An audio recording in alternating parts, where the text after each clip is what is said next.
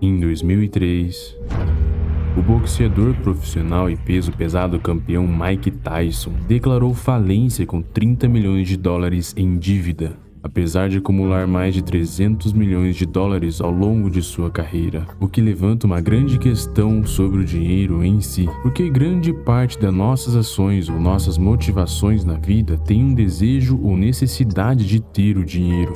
Mas do que adianta tê-lo se o grande problema parece ser a nossa habilidade de gerenciá-lo?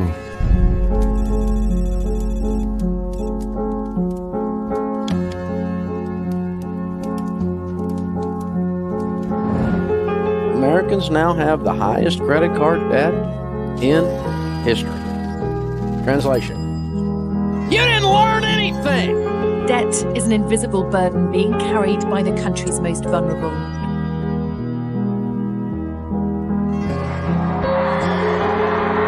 É claro que essas estatísticas são reflexo do Reino Unido e dos Estados Unidos, mas considere por um momento a sua própria situação em relação ao dinheiro. Como o dinheiro afeta em sua própria vida e para que serve o dinheiro para você?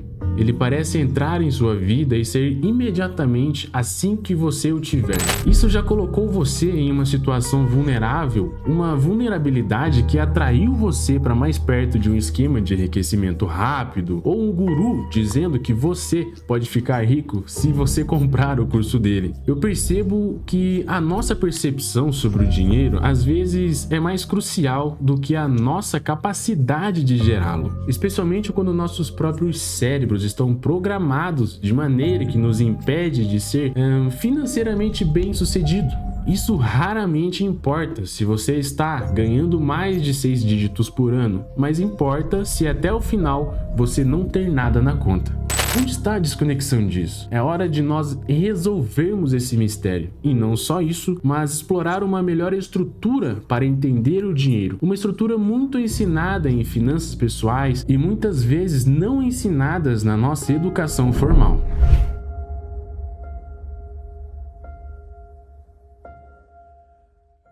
Uma pergunta: o que é o dinheiro?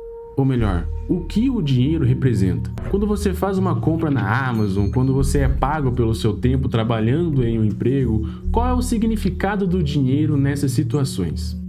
O dinheiro ele é comumente definido como um meio de troca, um instrumento que facilita a venda, compra ou comércio de bens entre duas partes. Mas eu não acho que isso diga muito sobre o que o dinheiro realmente representa. Eu acho que uma maneira melhor de ver o dinheiro é agregando valor. Você entrega uma certa quantidade de dinheiro para comprar algo, porque você percebeu que o seu valor é equivalente à quantidade de dinheiro que você entregou. É claro que o preço muitas vezes não é determinado por você como um indivíduo, e sim o mercado como um todo. Mas concentre-se nesse ponto. Dinheiro é igual a valor. Por que isso é tão importante? Uma citação que tenho certeza que você já ouviu falar sobre o dinheiro é que o dinheiro é a raiz de todo o mal. Olhamos para alguém que parece ter uma grande quantidade de dinheiro e pensamos, eles tiveram sorte. De quem eles aproveitaram dessa vez? Eles tiveram sorte e nunca que valor eles criaram para gerar nessa riqueza?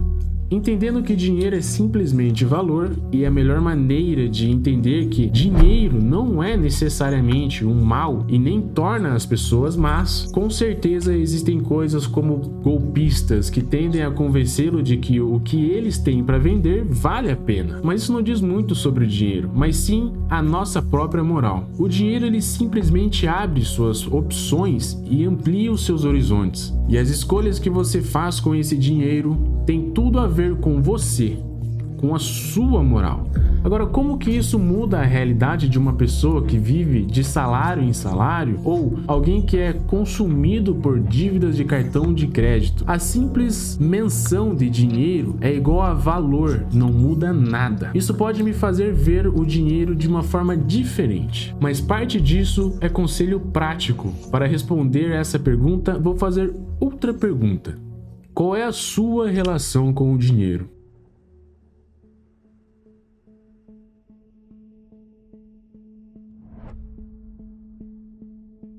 O dinheiro vai entrar na sua vida e ir embora. Isso é um relacionamento que é muitas vezes expresso pela sua renda e despesas. E outra forma prática de expressar isso, e que eu particularmente gosto, é a produção versus o seu consumo. Na maior parte do tempo, o dinheiro ele entrará na sua vida porque você produz alguma coisa de valor. Com um emprego, o dinheiro sairá quando você tiver consumido algo como uma assinatura da Netflix, um carro novo, uma casa. De muitas maneiras que podemos olhar para o valor de um indivíduo, é uma métrica para determinar a sua relação entre consumo e a produção. Agora, volte a sua mente para essas estatísticas que eu mencionei lá no início desse vídeo. Em que parte da relação consumo versus valor você acha que está errada aqui? Considere um momento. Pense em todo o dinheiro que entrou e saiu da sua vida. Quanto dele você ainda tem em mãos hoje ou investido em algum tipo de ativo? E qual a parte desse relacionamento você sente que está desequilibrado ou precisa melhorar? Provavelmente ambas, mas para a maioria de nós o maior problema está no nosso consumo. Lembre-se do estudo sobre construção de carreira que descobriu que 78% dos trabalhadores americanos gastavam tudo o que ganhavam. E também descobriu que dos trabalhadores que ganharam $100 mil ou mais por ano, 1 em cada 10 deles torrava tudo o que ganhava. Agora você poderia argumentar que alguém que ganha 6 dígitos por ano pode ainda gostar de ganhar mais, mas quando você recebe um valor que é bem acima do seu salário médio e do seu custo de vida e ainda assim de alguma forma encontra uma maneira de gastar tudo, eu diria que o seu relacionamento com o consumo deve ser corrigido antes mesmo de você considerar o seu relacionamento com a produção. Assim como qualquer celebridade rica que entrou com um pedido de falência pode nos mostrar que a produção de valor não significa nada quando você tem um problema com o consumo.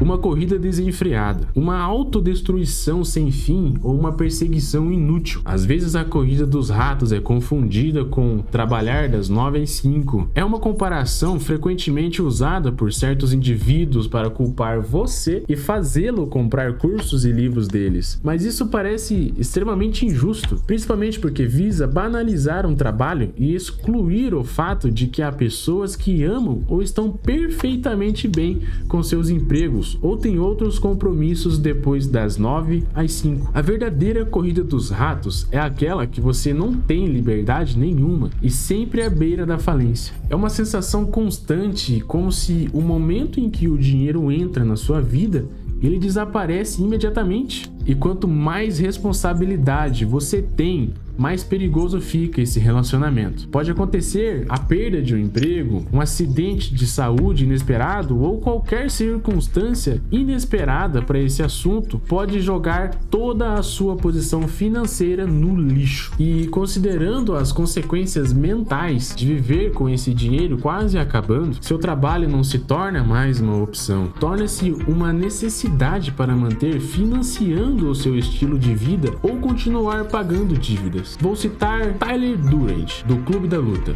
As coisas que você possui acabam só com você. Qual é o lado bom disso tudo? É que isso não tem que continuar assim.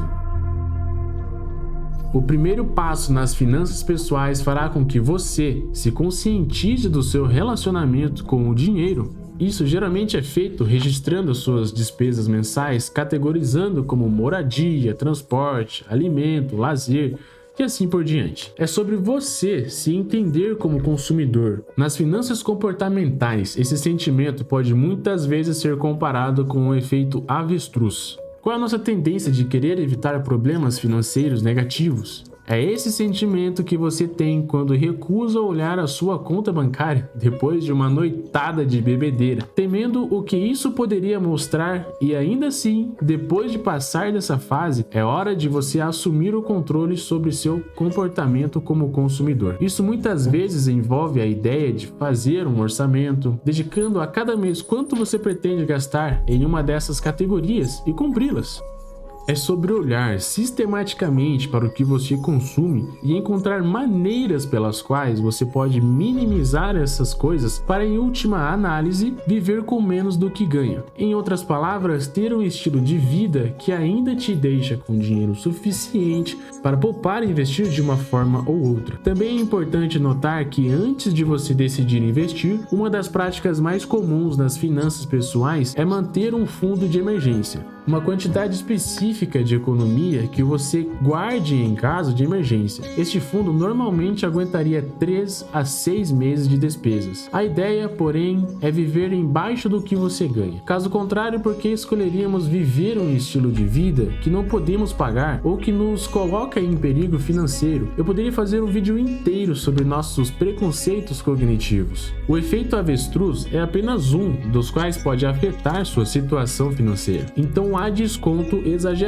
Uma tendência é a promover recompensas de curto prazo em oposição a recompensas maiores no futuro. É você quem escolhe comprar um novo par de tênis ao invés de economizar esse dinheiro, ou sua prova social. Nossa tendência de pensar e agir como os outros ao nosso redor pensam e agem. Quando as pessoas ao seu redor estão comprando uma coisa, você compra também. Ou quando as pessoas ao seu redor estabelecem dinheiro como um meio do mal, você provavelmente pensará a mesma coisa também. A frase "Keep up with the Joneses" aqui no Brasil é mais conhecida como "a grama do vizinho é mais verde". Eles compraram um Porsche novo, você compra um também. Eles têm roupas bonitas, você compra algumas também. Eles reformam a casa, você reforma a sua também. Você faz tudo isso na tentativa de impressionar ou tentar acompanhar os outros devido a alguma forma de pressão social, só que no mundo de hoje, os Joneses não são literalmente vizinhos. Eles estão mais presentes do que isso. Somos todos vulneráveis à aprovação social. Nós realmente nos importamos com o que outras pessoas pensam de nós. Mas o problema é que estamos medindo nossa autoestima pelo número de pessoas que gostam do que gostamos. Para ser claro, não estou dizendo que comprar uma peça de roupa cara, joias ou carro esportivo não seja uma coisa ruim. Não acho também que consumir é uma coisa ruim. O objetivo deste vídeo não é filosofar sobre uma repercussão de uma visão materialista do mundo. Trata-se de chamar a atenção para quem você é como consumidor. Você se preocupa demais em parecer que tenha dinheiro do que realmente ter dinheiro. A corrida dos ratos não é sobre trabalhar em um emprego das 9 às 5, mas viver a vida de uma forma em que signifique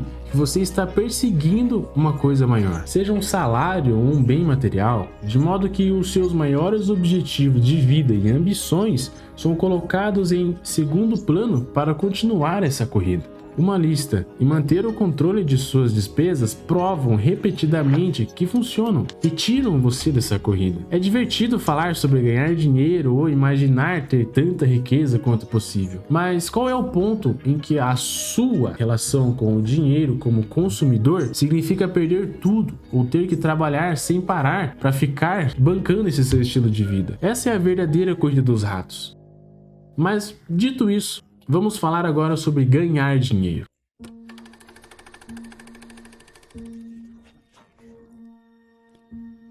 Nesse vídeo nós vamos te mostrar como chegar em R$1 milhão investidos, aportando e investindo aí R$300 por mês. 12 maiores erros que todo investidor comete, que eu aprendi pela minha... Canais de finanças pessoais como o do Primo Rico ou do Gêmeos Investem são bons para aprender sobre como trabalhar do lado do consumo da equação. Mas se há uma coisa em que eu gostaria que eles fizessem ou falassem mais sobre, seria sobre a sua capacidade de ganhar dinheiro. E eu entendo por que eles não fazem isso. É mais fácil de você reduzir as suas despesas na quantidade do que você consome do que aumentar a sua renda. Ao falar para um monte de gente, dar conselhos que funcionarão para a maioria das pessoas, normalmente parece ser a melhor escolha. Vemos que existem comunidades inteiras construídas em torno do foco na economia. A comunidade do fogo é um exemplo disso, um movimento que adota a maneira de viver extremamente economicamente, economizando e investindo o mais cedo possível com a intenção de se aposentar rapidamente. Os minimalistas também compartilham uma visão semelhante à comunidade do fogo, embora mais profundamente enraizados na filosofia, posições sobre o mundo e materialismo em geral. Pessoas como o Primo Rico e o James Investing promovem estratégias que se enquadram no quadro de viver frugalmente, economizando muito dinheiro e investindo no longo prazo. E não há nada de errado com essa estratégia, ela funciona para uma gama ampla de pessoas com diferentes graus de renda. Mas vamos ser honestos, os gêmeos investem. Eles não dependem de cortar os gastos, viver um estilo de vida incrivelmente econômico para ganhar de 20 a 50 mil reais por mês com o YouTube. E nem o Primo Rico depende dessas estratégias para ter um patrimônio líquido estimado em 22 milhões de reais. Essas pessoas estão utilizando um meio de produção em grande escala. Neste vídeo, A Verdade Contada sobre o Dinheiro, ele fala sobre o dinheiro ser equivalente ao seu valor percebido no mercado. E a maneira mais impactante de aumentar o seu valor é encontrar um problema no mercado, criar uma solução para esse problema e vender essa solução ao mercado em grande escala. Esse é o caminho empreendedor. Negócios de sucesso em escala são capazes de produzir uma grande quantidade de valor para uma sociedade, de modo que o seu lado de produção da equação cresce exponencialmente em comparação com um trabalho padrão. Mas esse não é um caminho que todos possam seguir, nem deveriam tentar. Trata-se de refletir sobre suas capacidades e se o empreendedorismo é mais adequado ao seu caminho. E para a maioria das pessoas, trabalhar na forma de um trabalho padrão das 9 às 7 será o seu meio de produção deles. Mas isso não significa que a sua capacidade de produzir pare por aí. Compreender a si mesmo como um produtor é compreender maneiras pelas quais você produzir um valor para o mercado. Se você puder produzir um valor em grande escala, então isso significa ganhar dinheiro em grande escala. Felizmente, a internet forneceu uma grande quantidade de oportunidade para que possamos produzir algo e colocá-lo no mercado. Se o mercado realmente deseja o que você produziu, só pode ser determinado depois que você lançar. O que quer que seja, o que quer que você produzir. Então, para resumir, primeiro é importante conscientizar você mesmo como consumidor, entendendo o que você compra e por que compra, registrando o seu consumo e, depois, estabelecendo um orçamento para gerenciar e controlar esse consumo. A produção torna-se então uma questão de maximizar a quantidade de valor que você pode agregar à sociedade, através de um trabalho, uma empresa ou algum outro meio de produção. Essa é uma estrutura que me ajudou muito, pois tenho certeza que ajudou inúmeras outras pessoas que tenham interesse em ganhar dinheiro.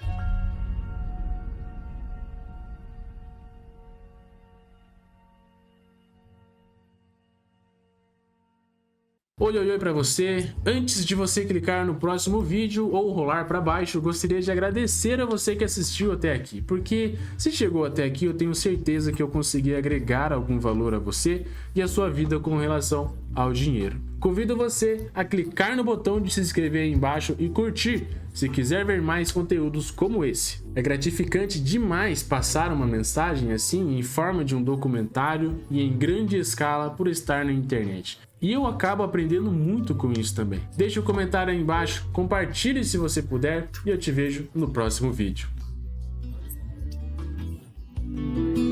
So many days is yet to come. Too many times has come to